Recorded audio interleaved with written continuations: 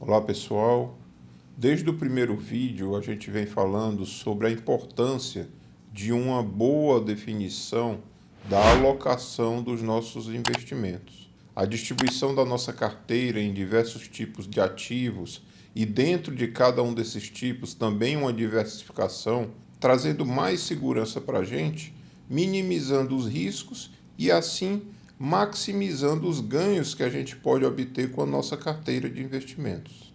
Essa preocupação com a alocação, ela deve se manter em cada aporte que realizamos, seja esse aporte mensal, quinzenal, a gente sempre vai ter que estar olhando para a nossa alocação e verificando que parte dela precisa ser priorizada para que a gente mantenha os percentuais de acordo com o que definimos no início da nossa estratégia.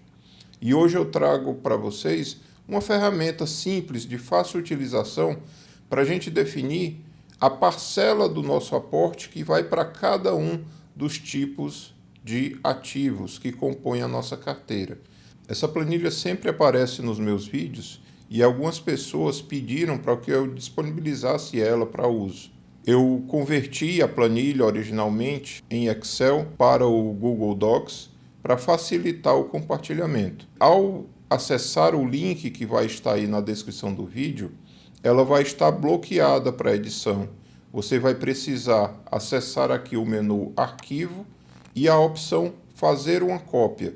Assim você vai poder trabalhar na planilha, editá-la, alterá-la da forma que desejar. De antemão, eu digo que é uma planilha em desenvolvimento, então pode ser que você ache algum erro, você tenha alguma sugestão de melhoria, e aí fique à vontade para deixar nos comentários do vídeo ou para me mandar uma mensagem dizendo o que você desejaria que fosse alterado ou sugestões de implementações que você tenha feito na sua cópia e que possa ajudar a gente a melhorar aqui a nossa ferramenta. A planilha ela é composta por algumas abas. A primeira é a aba Alocação, onde você tem uma visão geral da sua carteira de investimentos, com a distribuição por cada tipo de ativo e o percentual definido por você como ideal para cada tipo desses dentro da sua carteira. Os valores atualmente alocados vão aparecer aqui, calculando o percentual atual de como eles se encontram, e será mostrado também num gráfico uma visualização de como está essa distribuição. Nesse exemplo, a gente vai trabalhar com os dados da minha planilha de investimentos, essa mesma planilha que eu apresento aqui nos vídeos, e nós vamos fazer algumas alterações para mostrar para você como é que você pode personalizar cada uma das abas que compõem aqui a carteira de investimentos. A segunda aba é a aba de ações. As células que você pode editar, elas estão com o fundo branco. Essas células com o fundo verde são cálculos realizados pela planilha e não precisam ser alterados. Na primeira coluna nós temos o ticker de cada uma das ações. Ele busca o nome desse ativo. Nós alimentamos o preço médio. Ele busca o preço atual da ação, calculando assim uma variação entre o preço médio de aquisição e o valor atual. Nós colocamos também a quantidade de cotas de cada uma das ações que dispomos. Ele vai calcular qual é o nosso patrimônio em cada um desses ativos e o percentual de participação desse ativo dentro desse conjunto de ações. A planilha vai calcular também a diferença entre o valor do patrimônio dessa ação e a ação de maior participação, fazendo assim com que a gente possa verificar se essa diferença permite que a gente adquira mais cotas para balancear essa carteira. A lógica que eu uso nessa planilha é de tomar como referência o item com maior valor de patrimônio e calcular para cada um dos demais quantas cotas eu posso comprar até chegar nesse valor, fazendo com que eu, com os aportes, vá fazendo o balanceamento da carteira, trazendo todos os ativos para um percentual similar. Notem que nesse exemplo, por conta do último aporte que eu fiz, a participação das ações na carteira está desbalanceada, e isso foi proposital para que eu aproveitasse algumas oportunidades que tinham no mercado em virtude das quedas recentes. Para editar a carteira, incluindo os ativos que você dispõe, você pode clicar nesse símbolo do mais, que corresponde a inserir uma linha, e vai aqui dizer qual é o código do ativo que você deseja. No exemplo aqui, eu vou acrescentar ações da Taesa, TAEE4. A planilha já calculou qual é o preço atual. Eu vou dizer aqui que o meu preço médio é igual ao atual, como se eu estivesse comprando agora, tá? E vou dizer aqui que eu tenho 35 ações de Taesa. Eu vou aqui na coluna do patrimônio, mando ordenar do maior para o menor, e aí eu tenho aqui as diferenças calculadas, e eu vejo que, por exemplo, na Taesa, que eu acabei de inserir, eu tenho ainda a possibilidade de comprar mais 15 ações sem que eu extrapole o valor da ação com maior participação. Vamos supor que eu queira excluir algum ativo que eu não disponha na minha carteira. Eu, por exemplo, posso não querer a ISA Energia, então eu venho aqui e excluo a linha, ele refaz o cálculo dos percentuais, calcula o patrimônio, e eu vou incluir aqui uma outra ação. Eu posso incluir em qualquer ponto, né? E depois fazer a ordenação. Eu vou incluir aqui também as ações da VEG, por exemplo, VEG 3. Vou colocar aqui o preço médio de R$ 45. E vou dizer aqui que eu tenho 10 ações da VEG, tá? E aí, venho aqui no patrimônio, mando ordenar. Na aba seguinte, a mesma coisa para os fundos de investimentos imobiliários, tá? O que tem de a mais aqui nessa aba é essa parte da planilha onde eu calculo, baseado no último rendimento pago, qual é o dividendo mensal e anualizado desse ativo, tá?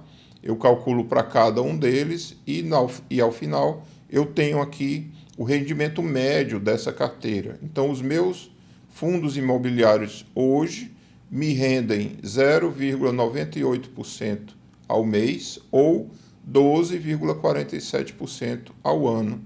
Da mesma forma, eu posso, por exemplo, aqui querer acrescentar um outro fundo imobiliário, BTLG11, tá? Vou dizer aqui que comprei a R$ 100 e que tenho 5 cotas do BTLG. Vou incluir aqui um outro.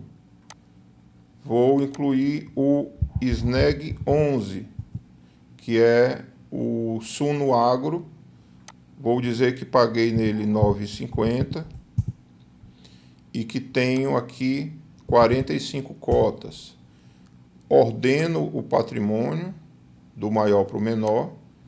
Lembrando, isso aqui é apenas para melhorar a visualização da planilha, mas não é necessário que se faça esse ordenamento, né? Então aqui ele está me mostrando que, de acordo com essa quantidade de cotas dos fundos imobiliários, eu tenho liberdade para fazer essas aquisições sem que eu extrapole o limite que eu estabeleci aqui na minha estratégia, que é manter o percentual do ativo de maior participação, tá? Então aqui, o BTLG, que eu adicionei agora recentemente, o último dividendo que ele pagou foi 0,78 centavos. Então eu já calculo aqui qual é o rendimento dele. E o SNAG, o último dividendo que ele pagou foram 11 centavos. E eu tenho também aqui o cálculo do rendimento desse ativo. A média manteve-se aqui em 0,98%, o anualizado 12,38%, e aí eu vou compondo aqui a minha carteira. Na aba dos ETFs, a mesma coisa, tá? Aqui eu estou usando como exemplo os ETFs que hoje eu disponho na minha carteira. Posso também acrescentar ETFs novos, assim como excluir algum que eu não desejo. Então eu vou colocar aqui o Gold 11,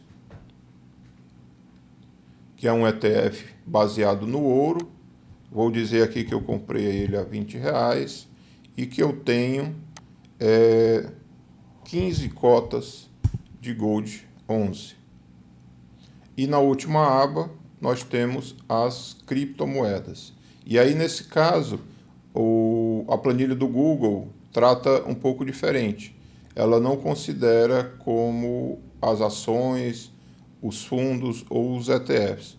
Ela considera que são cotações de moedas e ela apresenta essas cotações baseadas em outra moeda de referência. E aqui eu estou usando o dólar como referência, porque de um tempo para cá as cotações das criptos em reais pelo Google não estão sendo atualizadas. Então eu pego cada uma dessas relações, no caso aqui Bitcoin para dólar, e consulto qual é o preço em dólar, converto esse preço para real para que a gente tenha uma referência igual a dos demais ativos da carteira, para que a gente possa assim calcular quanto é a participação desse ativo lá na nossa roda de alocações, tá? Eu coloquei aqui também algumas outras criptos, caso alguém queira utilizar. Basta assim que você alimente aqui qual foi o preço médio de aquisição e quantas cotas você dispõe de cada uma delas, tá? Vamos supor que eu tenha Ethereum, adquiri Ethereum a R$9.000 e eu tenho aqui 0,05 Ethereum, né? Então ele vai participar aqui da minha carteira já com um percentual maior do que o percentual de Bitcoin. Eu posso aqui ordenar para facilitar a minha visualização e aí ter aqui quanto, por exemplo, de Bitcoin eu preciso comprar para manter a minha carteira equilibrada, considerando que eu tenha a mesma estratégia de manter cada ativo com os percentuais similares. Com base nisso que a gente alimentou, a gente retorna lá para a primeira aba de alocação, onde nós vamos poder ver aqui como está o percentual atual da nossa carteira. Eu vou até fazer aqui uma modificação para dar uma quebrada nesses percentuais, só para exemplificar melhor o nosso aporte. Então eu vou aqui nos fundos imobiliários e vou excluir, por exemplo, MXRF11, vamos supor que eu não tenha ele, e talvez aqui o VISC11, né? Vou remover aqui esses dois para mudar a nossa alocação. Então aqui, vejam como já está diferente, ações com 45%, fundos imobiliários com 39%, ETFs com 10% e criptomoedas com 4%. Bom, aqui vem talvez a principal função dessa planilha, é dividir a alocação do nosso aporte. Então, eu alimento aqui nessa célula o valor do meu aporte, vamos supor que o meu aporte será de R$1.000, e a planilha calcula quanto desses R$1.000 vai para cada um desses tipos de ativos, para que eu consiga trazer esses percentuais para o percentual ideal que eu defini, né? Então, se eu tenho 45% e preciso chegar a 43%, eu vou precisar de menos aporte do que se eu tiver 39 para chegar a 43. A planilha faz essa distribuição e apresenta já para a gente aqui os valores de cada um dos tipos, né? Vamos alterar aqui, não vai ser de 1.000 o valor do aporte, vai ser apenas R$ 500. Então, quando a gente altera aqui para R$ 500, a planilha já mostra para a gente que esse valor vai ter que ir quase todo para fundos imobiliários para corrigir essa diferença maior que a gente visualiza aqui. E a cada mudança que eu fizer aqui no valor do aporte, ele vai atualizar para mim, mostrando quanto eu tenho que dividir esse valor. Vamos voltar aqui então para o valor de R$ 1.000, para que a gente possa simular uma compra de acordo com a sugestão da planilha, né? Então, para ações, ele me sugere alocar R$ 211. Eu posso escolher quais são as ações que eu vou comprar, indo lá na minha planilha de ações e vendo quais são as melhores oportunidades que eu disponho e quanto eu posso comprar de cada uma delas.